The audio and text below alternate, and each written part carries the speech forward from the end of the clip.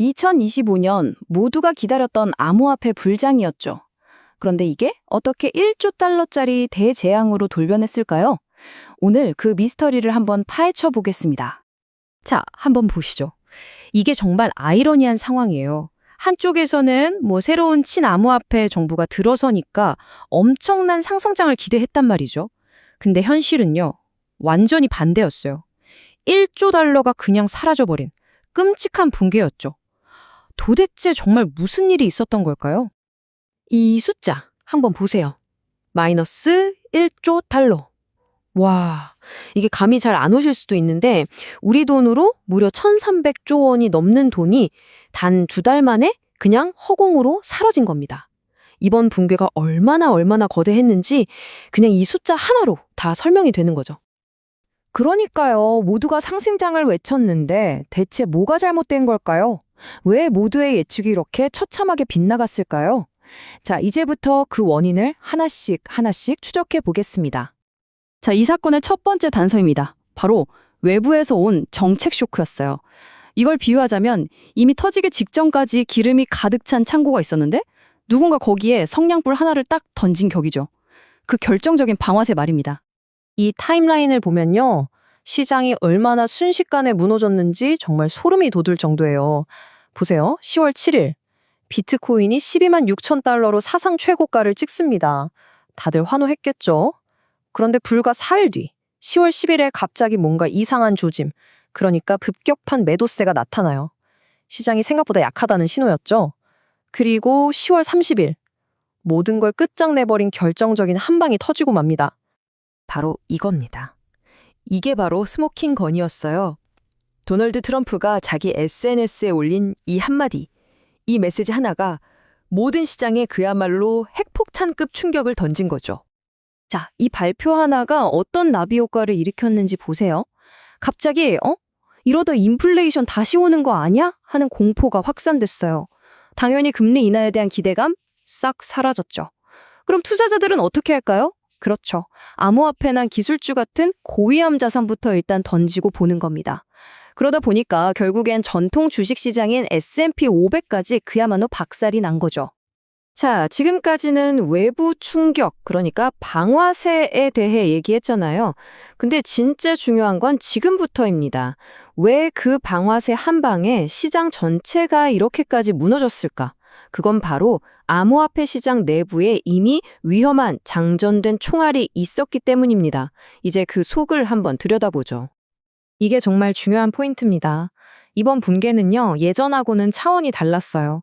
과거에는 개인 투자자들이 무서워서 막 던지는 패닉셀이 붕괴를 이끌었다면 2025년에는 그게 아니었습니다.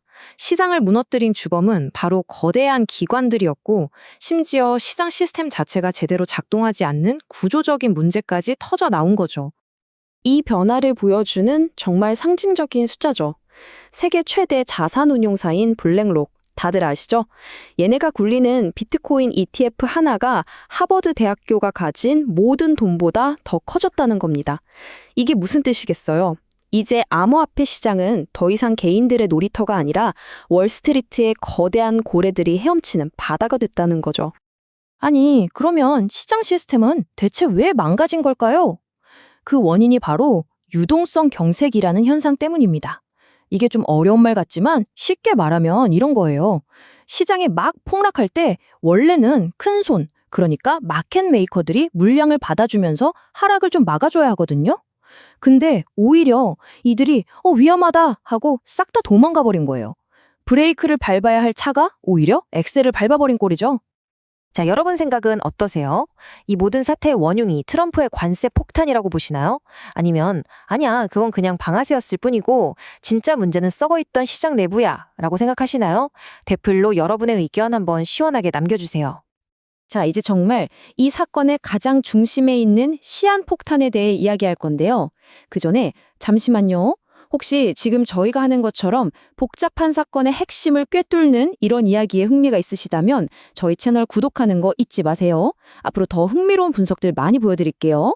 자, 그럼 계속해서 어쩌면 모두가 알면서도 애써 외면해온 가장 큰 리스크에 대해 이야기해 보겠습니다.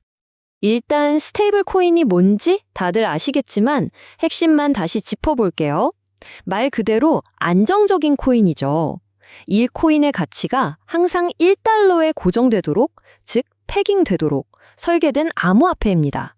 암호화폐 시장에 달러 같은 역할을 하는 아주 중요한 존재예요. 근데 이 차트를 한번 보세요. 여기서부터 문제가 시작됩니다. 세계에서 제일 큰 스테이블 코인인 테더가 뭘로 자기 가치를 보증하고 있나 봤더니 와, 26%가 회사채, 비트코인, 심지어 정체불명의 대출 같은 고위험 자산인 거예요. 아니, 안정적인 코인을 담보하는 자산이 이렇게 불안정해서요? 말이 되나요? 이게 바로 모순이죠. 이게 그냥 저 같은 사람이 하는 이야기가 아닙니다. 세계적인 신용평가사 S&P 글로벌이 공식적으로 경고한 내용이에요. 테더를 뒷받침하는 자산이 점점 위험해져서 1달러 가치를 유지 못할 수도 있다라고 말이죠. 이건 정말 심각한 경고입니다. 자, 그럼 이런 상상을 한번 해보죠. 암호화폐 시장의 기축통화나 다름없는 이 안정적인 코인이 어느 날 갑자기 불안정해진다면, 1달러라는 약속이 깨진다면, 과연 전체 금융 시스템에는 무슨 일이 벌어질까요?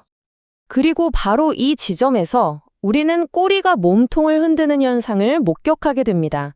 이게 무슨 말이냐면 이제 암호화폐 시장의 문제는 더 이상 그들만의 문제가 아니라는 거예요. 암호화폐가 너무 커져버려서 이제는 전통금융 시스템 전체에 영향을 미치는 모두의 문제가 되어버렸다는 거죠. 이게 바로 새로운 전염 리스크입니다. 예전에는 나스닥이 기침하면 암호화폐가 감기 걸리는 수준이었어요. 근데 이젠 반대예요. 거대해진 암호화폐 시장이 흔들리면 그 충격이 고스란히 나스닥 100 같은 전통 주식 시장으로 직접 전달되는 겁니다. 꼬리가 몸통을 제대로 흔들게 된 거죠. 자, 오늘 이야기의 핵심 딱 3가지만 기억하세요. 첫째, 2025년 붕괴는 외부 충격과 내부의 골마 터진 문제가 만나서 터진 퍼펙트 스톰이었다는 것. 둘째, 기관들이 들어오면서 암호화폐는 이제 좋든 싫든 세계 경제와 한 몸이 됐다는 것. 그리고 마지막으로 가장 중요한 거. 테더라는 시한폭탄은 이제 암호화폐 시장뿐만 아니라 전통 금융 시스템 전체를 위협하는 시스템 리스크가 되었다는 겁니다. 그렇다면 마지막으로 이 질문을 한번 던져보겠습니다. 만약에, 정말 만약에 이 시한폭탄이 터진다면 그 대가는 과연 누가 치르게 될까요? 암호화폐 투자자들? 아니면 우리 모두? 이 분석을 주변에 공유하시면서 한번 진지하게 이야기 나눠보시면 좋겠습니다.